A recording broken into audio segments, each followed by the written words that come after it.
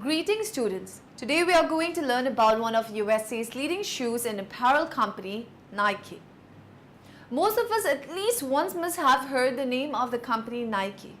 Let us know this company in a much better way.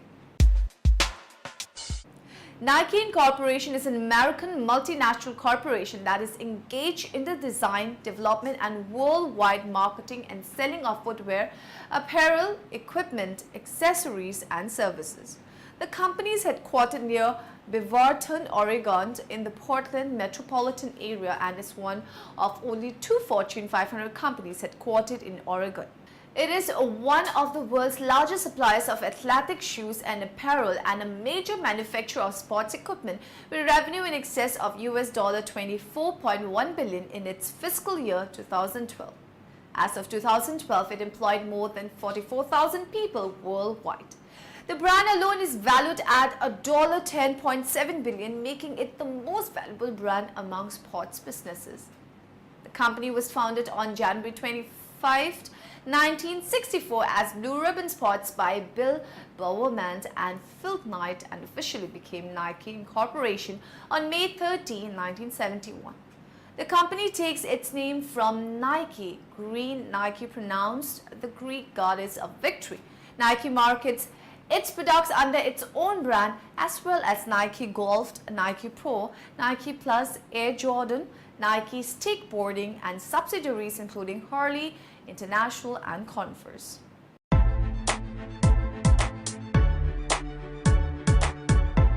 Nike's been on a journey since 1993 to become a more sustainable company.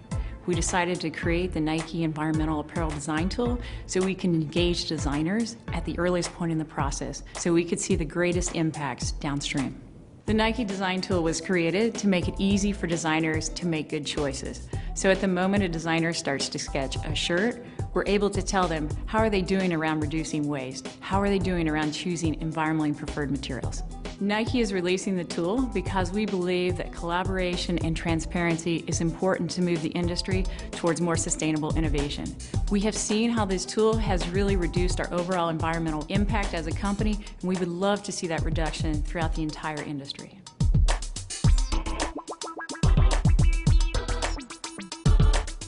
The Environmental Apparel Design Tool helps designers make easy, sustainable decisions from the beginning of the process in order to create a sustainable product. Companies can use the data from the tool to share with their larger teams. At Nike, first it starts off with an idea. Then I work back with the design teams and material teams in order to identify which sustainable material and trims we will be using for this product. The materials can be entered into the tool to create a scenario that makes the most sense for the business. As a final step, I work back with the factories to determine waste reduction. Finally, the tool generates a score, which allows us to set a benchmark for creating sustainable product. Nike's making a significant contribution to the industry because it's sharing the lessons it's learned and it's opening up the environmental apparel design tool for others to use. The tool provides a scientifically based method for designers to make better environmental choices, and by making those choices, the designers are having a positive impact on the product from the beginning of its life to the end. Industry collaboration is so important because we cannot do this work alone. We need to build industry scale in order to maximize our efforts. The hope is that Nike's Environmental Apparel Design Tool will spur sustainable innovation throughout the entire industry.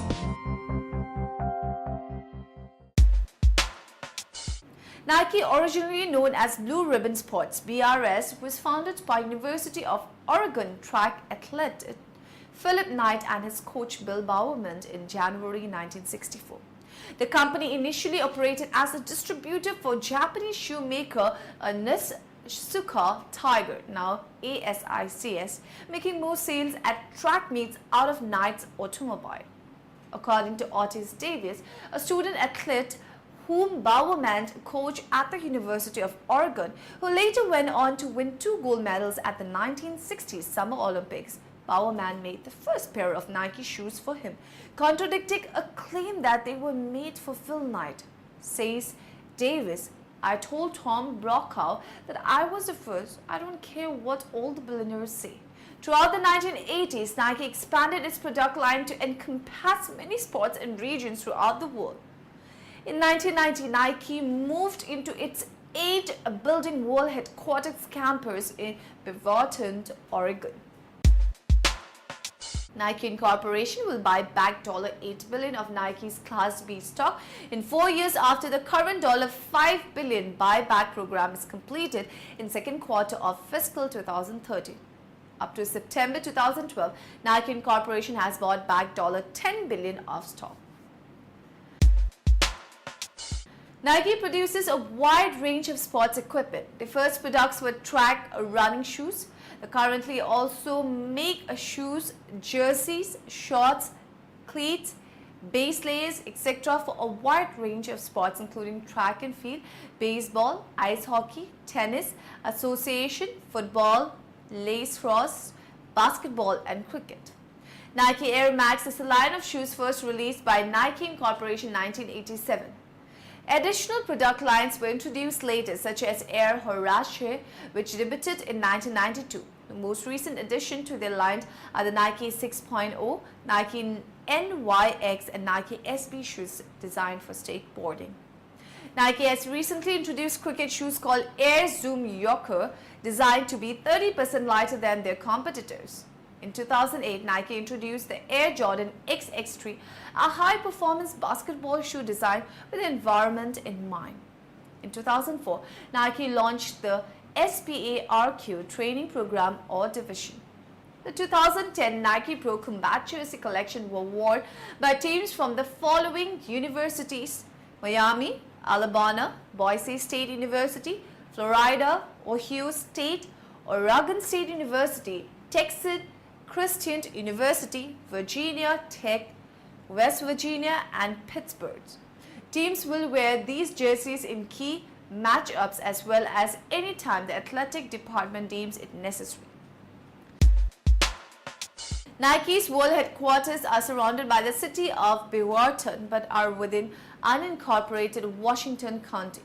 The city attempted to forcibly annex Nike's headquarters, which led to a lawsuit by Nike and lobbying by the company that ultimately ended in Oregon Senate Bill 887 of 2005. Under that bill's terms, Beaverton is specifically barred from forcibly annexing the land that Nike and Columbia Sportswear occupy in Washington County for 35 years, while Electro Scientific Industries and Tektronix received the same protection for 30 years.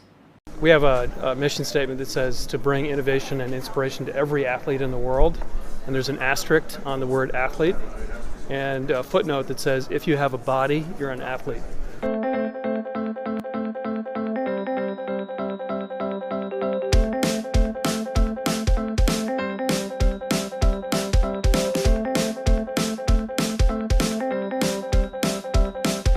The whole basis of innovation at Nike is the relationship we have with the athlete and the insights we get from that relationship. It's really digging deep, not only in talking to the athletes, but studying the athletes, measuring their activity, and then really just working with the athletes and digging into their personality and understanding kind of what motivates them, what drives them. Well, I think they had more so of the player, the exact position in mind when they designed the jerseys and the actual pant, meaning it molded to whatever shapes and whatever your body bends and things of that nature. So they pretty much left no stone unturned. All of this provides an incredibly wealthy amount of insight and information that we can then use to turn into incredibly innovative design.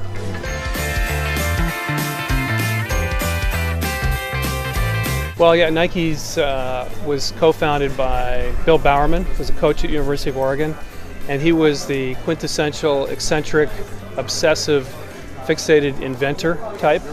As a track coach, he was totally obsessed with designing product and crafting product that could help his athletes perform better. So he really set the tone, I think, in the beginning in terms of Nike's fixation on innovation and product. We have incredibly talented designers at Nike. There's probably 700 over 700 designers working at Nike in all design disciplines. And then we collaborate with designers outside of Nike at the same time. So we get fresh perspectives all the time. As a young designer, I was flying to work with a manufacturing partner, and I was sketching on the plane, and somebody asked me, "What do you do?" And I said, "Well, I'm a designer. I work with a company called Nike." The response of the person was, "What more can you do with shoes that hasn't already been done?" And I think about that, and I kind of laugh a bit, because today I see more opportunity to innovate than I ever have before. The shoes I'm wearing are knit. They're called fly knit shoes. It's an old craft, knitting, but we've actually modernized it and brought some new technology to it. So now we can completely change how shoes are made and actually raise the level of performance significantly at the same time. Nike has contracted with more than 700 shops around the world and has offices located in 45 countries outside the United States. Most of the factories are located in Asia, including Indonesia, China, Taiwan, India, Thailand, Vietnam, Pakistan, Philippines, and Malaysia. Nike is hesitant to disclose information about the contract companies it works with. However, due to harsh criticism from some organizations like Corp Watch, Nike has disclosed information about its contract factories in its corporate governance report. In 2000, Nike chairman Phil Knight planned to donate $30 million to his alma mater, the University of Oregon. When the University of Oregon joined the Worker Rights Consortium, WRC, Knight revoked his donation because the WRC has a history of being unfriendly towards shoe companies. The Fair Labor Association is supported by Nike and the United States government, while the Workers' Rights Consortium is not. There has been debate between the university and Knight about the legitimacy of the FLA and which labor monitoring organization is more effective. Another dispute arose from Nike's personalization system, Nike It. MIT graduate Jonna Peratti attempted to order a pair of shoes from Nike. He chose to have the word sweatshop embroidered on them.